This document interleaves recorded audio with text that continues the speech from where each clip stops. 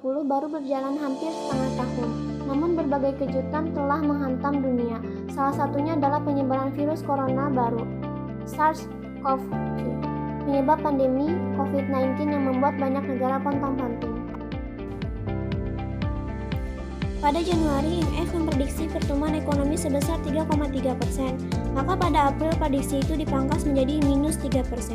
Prediksi minus ini disertai asumsi tren penyebaran COVID-19 memuncak pada kuartal kedua dan sulit pada semester kedua tahun ini. IMF menyebut perekonomian pada 2020 menjadi yang terburuk setelah Great Depression pada 1930-an. IMF juga menyebut pada tahun 2020 lebih buruk dibandingkan krisis global pada tahun 2008 hingga 2009. Depresi besar atau Great Depression adalah periode kelesuan ekonomi dan pengangguran secara besar-besaran pada 1929 hingga masa sebelum Perang Dunia Kedua.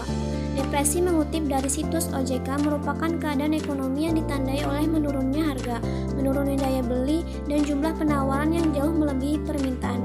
Kondisi itu juga menyebabkan angka pengangguran meningkat secara tajam dan dunia usaha mengalami kelesuan yang mengarah kepada likuidasi perusahaan. Hal ini berdampak terhadap perekonomian makro. Pertumbuhan ekonomi triwulan 1 2020 hanya 2,97%, lebih rendah dari perkiraan Bank Indonesia 4,4%. Aggregate demand anjlok.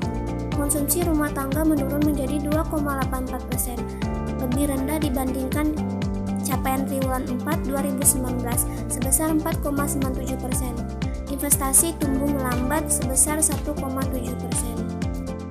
Bisa dilihat, APBN defisit mencapai 6,3%, ekspor neto tumbuh 0,24%, impor kontraksi 2,19%, inflasi 2,67%, dan kemiskinan bertambah mencapai 4,86 juta.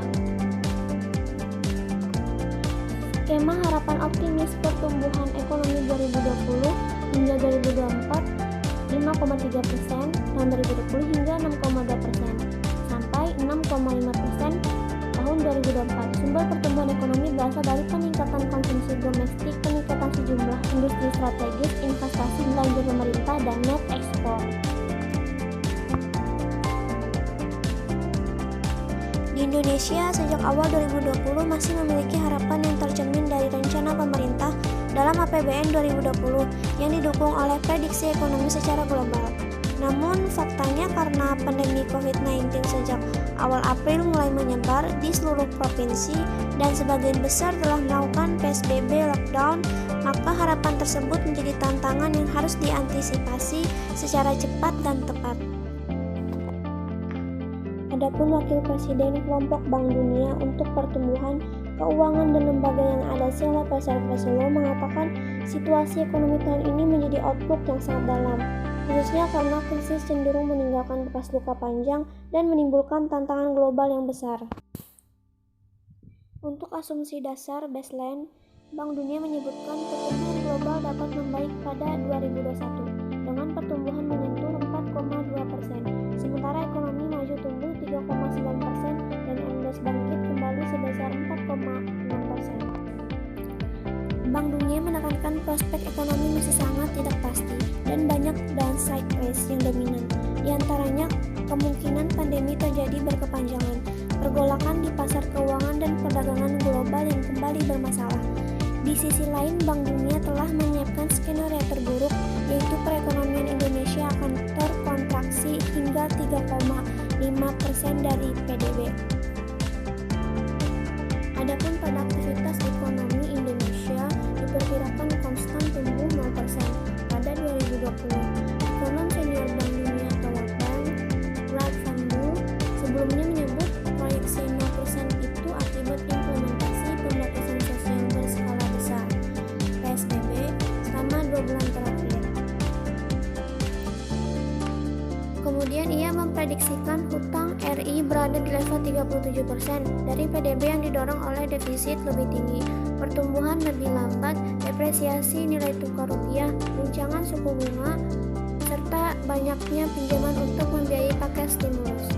Oleh sebab itu, Wright menyatakan berdasarkan berbagai pertimbangan dan prediksi tersebut seperti yang saya paparkan di slide sebelumnya, yakni Bank Dunia telah menyiapkan skenario terburuk.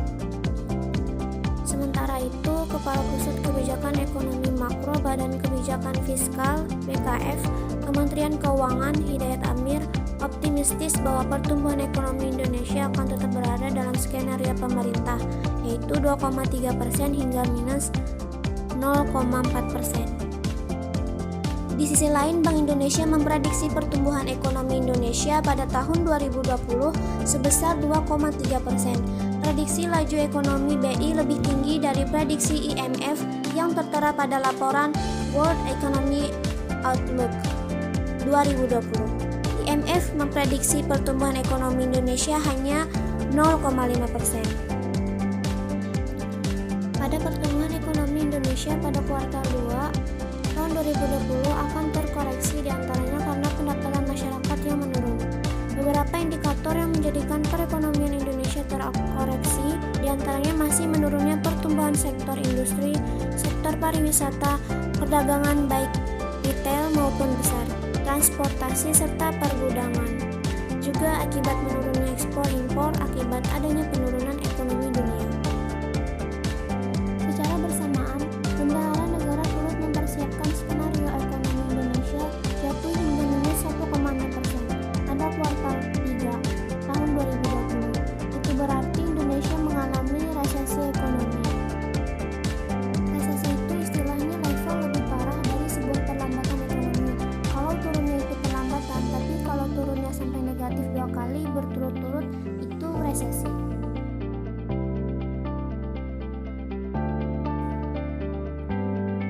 Ekonom Bank Permata Joshua Pardede, berbagai upaya memang harus ditempuh pemerintah karena resesi ekonomi bukan sekedar simbol angka negatif pertumbuhan ekonomi semata.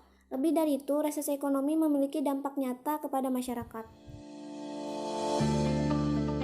Joshua meramal perekonomian mulai pulih pada kuartal 3 2020 sejalan dengan bergeraknya kembali aktivitas perekonomian serta dampak stimulus-stimulus pemerintah bagi masyarakat. Sementara itu, untuk pertumbuhan ekonomi, ekonom senior Bank Dunia atau World Bank Rob van Der mengatakan pertumbuhan ekonomi baru kembali normal pada 2021 sebesar 5,4%. 2 tahun berikutnya stabil, yakni 5,5% pada 2022 dan 5,3% pada 2023.